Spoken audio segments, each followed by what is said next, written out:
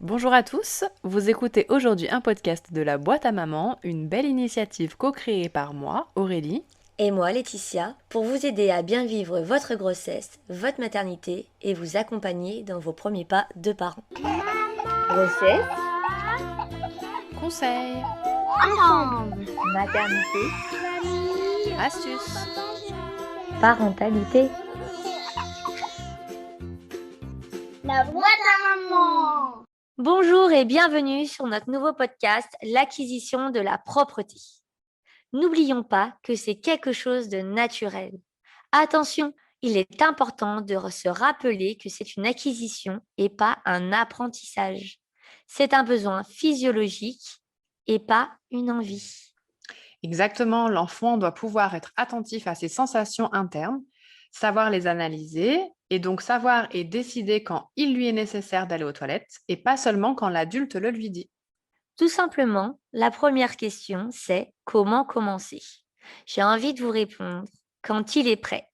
Choisissez une période paisible, pas l'arrivée imminente d'un petit frère ou d'une petite sœur, pas de déménagement en vue, pas de grand voyage non plus.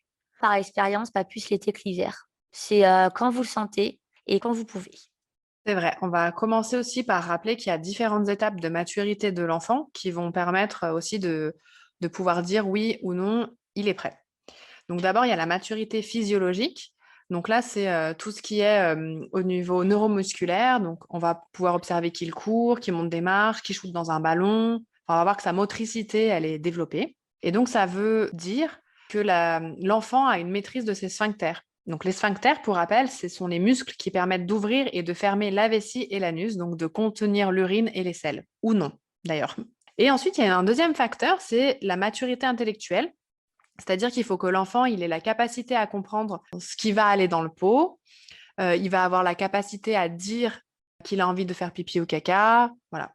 Et ça, ce sont des Oui, choses qui font qu'on pourra dire qu'il est prêt. Il faut quand même savoir que voilà, on attend environ la deuxième année de l'enfant pour qu'il arrive à reconnaître en fait son reflet dans le miroir. Donc, par exemple, quand vous lui mettez, vous savez, un chapeau sur la tête ou quelque chose sur son nez et qu'il se regarde dans un miroir, il est capable de l'enlever parce qu'il a compris que dans le miroir, c'était lui.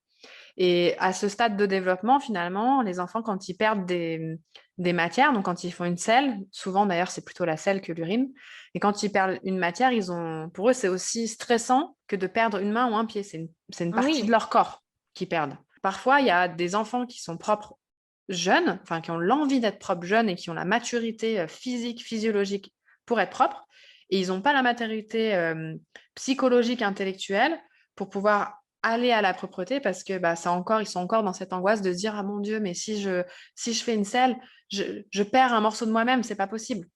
c'est ça. En fait, il n'est pas prêt dans sa tête. Et puis dans son corps aussi, hein. Il n'est pas prêt à lâcher un bout de lui-même. C'est ça.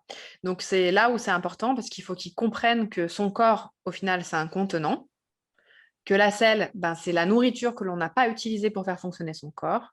Et là, quand l'enfant il intègre cette donnée-là, souvent la propreté, ça, voilà, ça coule de source. Et puis surtout, la première chose à faire, c'est observer les signes. Moi, à partir de 18 mois, il était capable de dire quand il avait fait dans sa couche. En règle générale, ça commence toujours par le caca parce que c'est quelque chose qui demande un effort plus marquant pour sortir. Mais voilà, après, ça peut être aussi bien le pipi, hein. Tout à fait. Donc, il y a plusieurs signes assez simples finalement. On va remarquer que la couche, elle est sèche, déjà. Ça, c'est vraiment un signe auquel il faut prêter attention. D'une part, parce que ça montre que votre enfant, il sait maintenir en fait ses sphincters suffisamment longtemps fermés pour pas uriner dans la couche. Donc sur des temps. Bon, après, ça dépend de combien de fois vous le changez, bien sûr. Si vous le changez toutes les 10 minutes, ça compte pas. C'est Mais ça. voilà, si la couche, elle reste sèche environ 2 heures, voilà, on sait que l'enfant a réussi à se retenir pendant 2 heures, donc ses sphincters sont mûrs. Donc il y a ça, la couche sèche, et ensuite quand il annonce clairement, comme on disait, ce qu'il a fait, donc quand il est capable de désigner qu'il y a quelque chose qui est sorti de son corps, que ce soit une selle ou un pipi. Et ça, c'est vraiment qu'il sache parler ou non, parce que je vous assure, moi j'ai une petite toune là en ce moment qui a 18 mois, à peu près 18 mois. Elle me montre sa couche et je sais en fait quand est-ce qu'elle a fait pipi ou pas, et pourtant elle parle pas. Elle dit pas pipi, elle dit pas caca, Mais voilà. oui. Moi, j'ai comme, donc ça s'est passé un petit peu avant 18 mois. Il s'arrêtait, Il me regardait, il faisait un sourire, et puis hop, il repartait, il courait, il était tout content. Et là, je savais très bien qu'en fait, il avait conscience déjà de lui-même qu'il faisait quelque chose dans la couche. Pas Trop bien. forcément la selle, hein. Et donc en fait, voilà, il sait montrer ce qui se passe, hein. Voilà. Oui, L'enfant, il sait nous pas besoin de montrer. parler. C'est ça. Et après, je dirais qu'il faut quand même une autre condition aussi, c'est qu'il doit démontrer un intérêt pour le sujet. Parce que Oui. c'est vrai que quand on est maman, on n'a plus trop d'intimité, même quand on va aux toilettes, hein. Voilà, je pense que tout le monde va se reconnaître dans ces dires. Et au final, en fait, ça sert un peu d'exemple à nos enfants. Et par la force de l'exemple, bah après, on voit s'ils restent devant la porte à regarder ce qui se passe, à écouter les bruits, tout ça. Bon, pour nous, des fois, c'est un petit peu gênant, ou pas, hein, d'ailleurs. Mais c'est vrai que ça peut, enfin, ça montre qu'ils s'intéressent à ce qui se passe. Donc, en règle générale, cette maturité, il commence à l'avoir aussi à partir de 18 mois. Et puis, des fois, bah, ça peut aller jusqu'à 3 ans. Des fois, c'est un peu plus long. Moi, je trouve ce qui est important, c'est même s'il y a pas mal de loupés quand ils sont petits, on est d'accord, qu'il faut les écouter suffisamment jeunes parce qu'après, quand ils sont passés à autre chose, bah, on a un peu loupé le train. Vers 2 ans et demi, je dis pas que c'est impossible, bien entendu, mais j'ai envie de dire que c'est un peu plus dur. Du coup, on peut peut-être parler des équipements nécessaires pour la mise en route de la propreté. Donc, dans un premier temps, on va parler des équipements qu'on peut avoir chez soi. Donc, c'est assez simple, hein. On va mettre à disposition un pot. Alors, ce qui peut être sympa aussi comme petite chose à faire et qui peut, on va dire, valoriser l'enfant, c'est d'aller avec lui choisir le pot en magasin, pourquoi pas.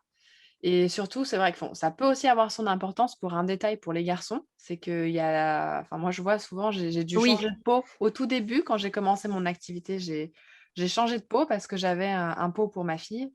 Et en fait, j'ai eu en garde un petit garçon et je me suis rendu compte qu'en fait, son sexe rentrait pas dans le pot. En fait, il n'y avait pas la place. Donc, le pauvre, bah, il pouvait pas faire pipi dans le pot techniquement, ça fonctionnait pas. Donc, si vous avez un garçon qui est en cours d'acquisition de propreté, je vous conseille d'aller choisir le pot avec lui et qu'il s'asseye dessus pour, voilà, vous verrez directement si le pot il est assez grand ou pas. Et vous pouvez aussi prendre un réducteur de toilette.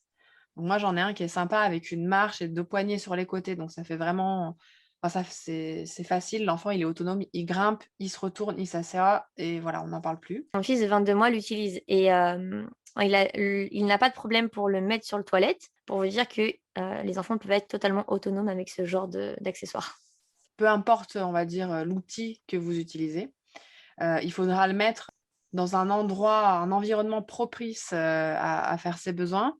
C'est vrai que bon, d'avoir un pot en plein milieu du salon, c'est pas forcément agréable, c'est pas hyper top non plus pour l'intimité. Mais on Après, l'a tous fait. voilà, en toute transparence, c'est ce que j'allais dire.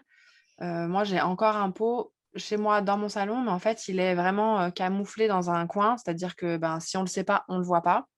Et l'enfant, du coup, quand on est dans le salon, il peut y aller quand il y a un besoin rapide et urgent au départ. Quand on commence, en fait, avec l'enfant, la propreté, entre le moment où il décide d'aller aux toilettes et le moment où il y va, bah, parfois, c'est là où se produit l'accident. Et pourtant, il y a eu la démarche, il y a eu la motivation, il y a eu la volonté d'aller aux toilettes. Et pour éviter justement ce genre de cas où que l'enfant se retrouve mal parce qu'il a un accident en cours de route, finalement, bah, j'ai quand même conservé un pot, mais en zone intime dans mon salon. Et après, évidemment, j'ai tout ce qu'il faut dans les toilettes, donc le réducteur ou le pot en fonction de qui y va au final.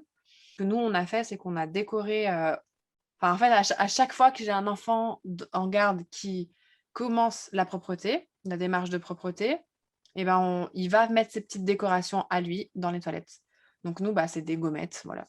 On adore. J'ai un mur où il y a des gommettes. Bon, il y a des feuilles dessous quand même, dessous les gommettes.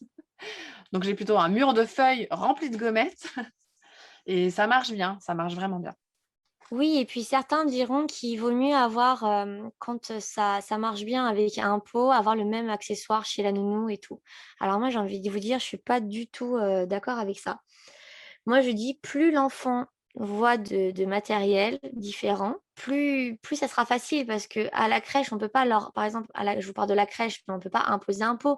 La nounou, ça va bien si c'est un seul enfant en garde. Si elle en a 15, autant vous dire qu'elle a déjà eu son pot. On rachète pas des pots tous les 15 matins. Moi, j'ai un pot, c'est le même que pour mon aîné.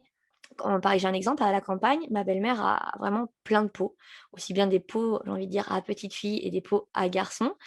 Et c'est là où on voit bien la différence quand même, au niveau L'étroitesse, du ouais, du trou et du voilà. rebord.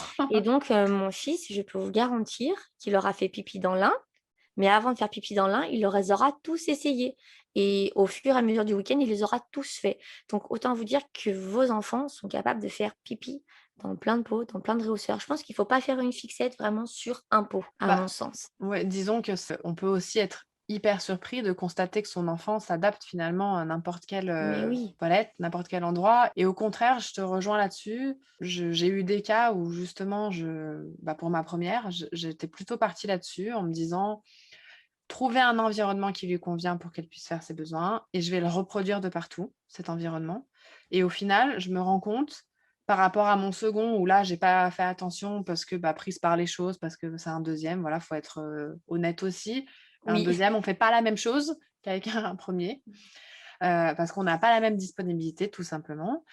Et c'est vrai que mon deuxième, il est hyper à l'aise. Il va n'importe où, n'importe quand, il s'en fiche vraiment. Pour lui, il est très à l'aise. Et ma fille, je pense que le fait, voilà, que j'ai amené son environnement de partout, du coup, elle a manqué d'adaptabilité et donc maintenant, elle est pas à l'aise, elle va pas chez n'importe qui, elle fait pas sa selle n'importe où, elle va pas dans les toilettes publiques, elle va pas voilà. Après vous me direz peut-être qu'il y a une différence fille-garçon, j'en sais rien.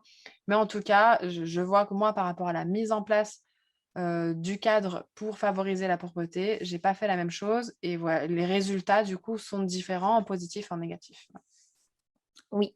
Et quand on part aussi à l'extérieur, alors une petite astuce, n'hésitez pas, au même titre que nous, on y va souvent, à pas se faire un petit passage aux toilettes juste avant, hein. Ça, c'est plutôt pas mal. Ça évite, de devoir, si on est en voiture, s'arrêter comme ça m'arrive souvent, même s'ils y vont, s'arrêter au bout de 30 minutes à une station.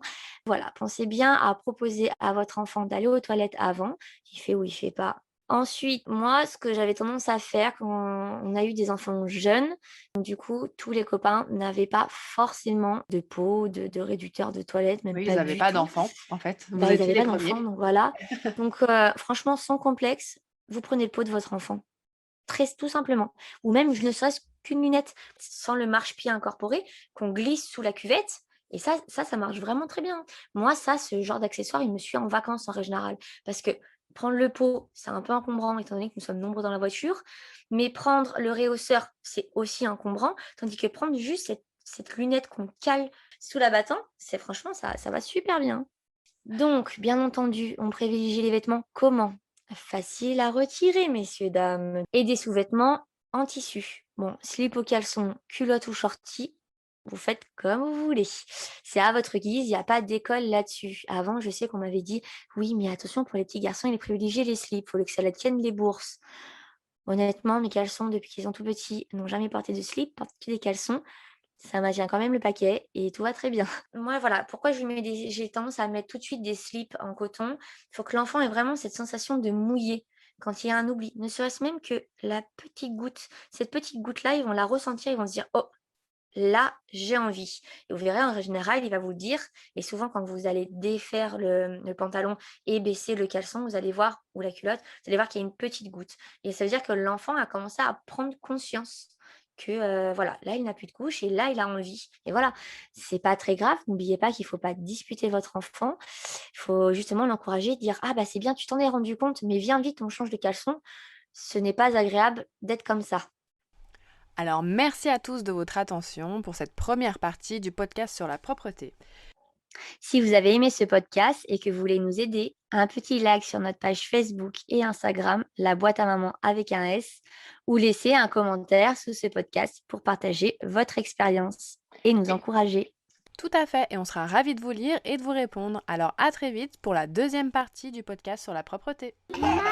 Grossesse, Conseils, Ensemble. maternité, astuces. parentalité. La boîte à maman. Bah oui, c'est la boîte de maman.